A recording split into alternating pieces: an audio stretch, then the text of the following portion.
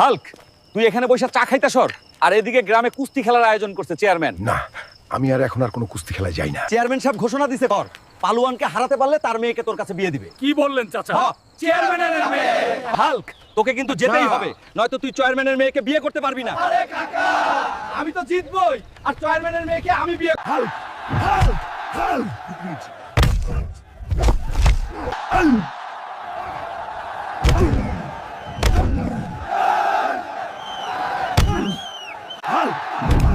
Hulk জিতেছে, Hulk জিতেছে। এখন চেয়ারম্যানের মেয়েকে হাল্কের সাথে বিয়ে দিতে হবে। ওই চেয়ারম্যান, তোমার মেয়েকে হাল্কের সাথে বিয়ে দেওয়ার জন্য রেডি থাকো। চেয়ারম্যান সাহেব, আপনি বলেছিলেন যদি হাল্ক জেতে তাহলে আপনি আপনার মেয়েকে হাল্কের সাথে বিয়ে দেবেন। না, ওকে আমার জামাই বানালে ও আমার বাড়ির সব খাবার একদিনেই খেয়ে ফেলবে।